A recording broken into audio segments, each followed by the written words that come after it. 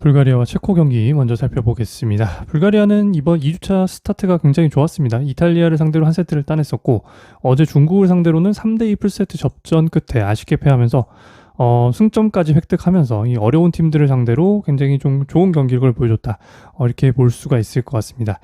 불가리아는 그러면서 이번 VNL 지금 한 12 정도의 괜찮은 성적을 유지를 하고 있고요. 2승 4패로.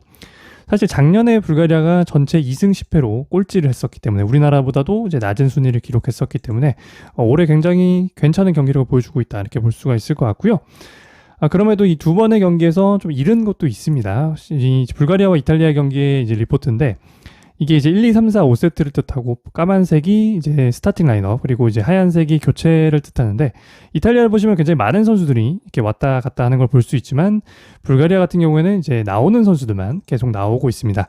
그 정도로 이 중하위권 팀들의 좀 특징이라고 할 수가 있을 것 같고 주전 의존도가 높기 때문에 좀 체력적 부담이 있을 수밖에 없는 그런 팀입니다.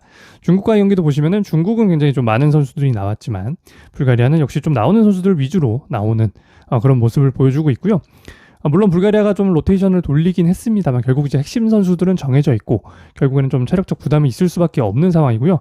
지금 18일, 19일 그리고 오늘 20일까지 3일 연속 게임을 하게 되는 불가리아이기 때문에 중하위권의 좀 숙명과도 같은 이 주전 의존도가 높다는 점이 조금 약점으로 작용할 수 있는 그런 경기라고 생각이 들고요.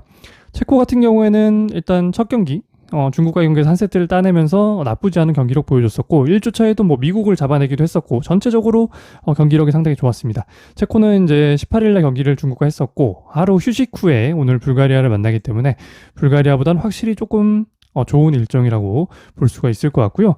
이번 대회 개인적으로는 체코를 전력 대비 경기력이 그래도 가장 좋은 팀 중에 하나라고 꼽고 있습니다.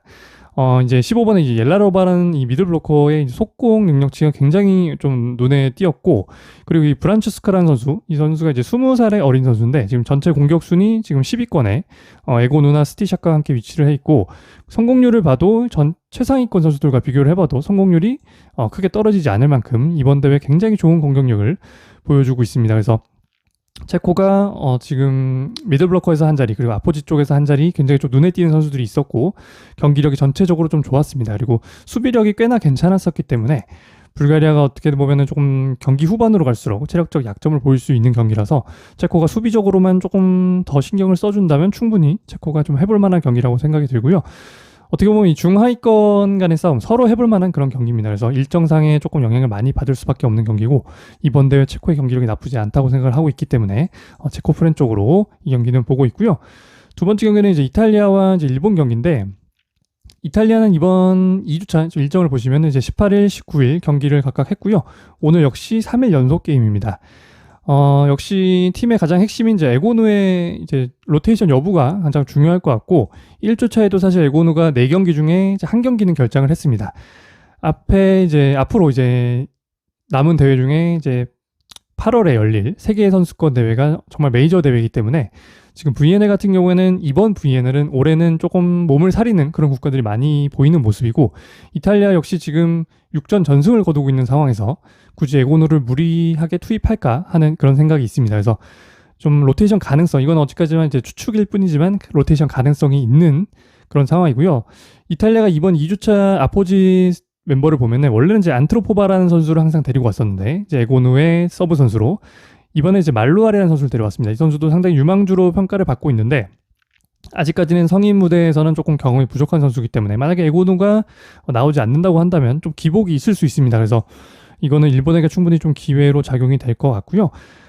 그리고 이제 에고누가 만약에 나온다고 하더라도 제가 이제 2주차 처음 이제 로스터를 설명할 때 이제 말씀을 드렸었는데 이번 2주차에 이제 오로세타와 신라가 제외돼서 이제 약팀들에겐 큰 상관없지만 강팀 상대로 변수가 있을 수 있다고 이제 말씀을 드렸습니다. 그래서 신라의 존재감이 조금 에고누까지 만약에 안 나온다면 정말 공격력에서는 좀 큰 타격이 있을 것이기 때문에 그리고 에고누가 나온다고 하더라도 이 두 명의 좀 영향력이 좀 제외된 영향력이 있지 않을까 이렇게 생각을 하고 있어서 일본에게도 충분히 기회가 있을 거라고 생각하고요. 일본이 이번 대회 성적도 굉장히 좋고 사실 리시브가 작년보다도 훨씬 좀 안정적인 모습이고 높이에서는 사실 뭐 이탈리아에게 답이 없겠지만 이탈리아의 서브는 충분히 좀 버텨볼 수 있지 않을까. 그래서 좋은 경기를 만들어낼 수 있지 않을까 이렇게 생각이 들고, 일본은 이 경기 조금 의미가 있습니다. 이탈리아는 크게 의미가 없을 수도 있지만 일본은 이제 작년 VNL이죠. 결승에서 이탈리아에게 3대1로 졌던 기억이 있기 때문에 이탈리아전을 조금 기다리지 않았을까. 그래서 동기부여는 조금 어느 정도 충분히 있지 않을까 이렇게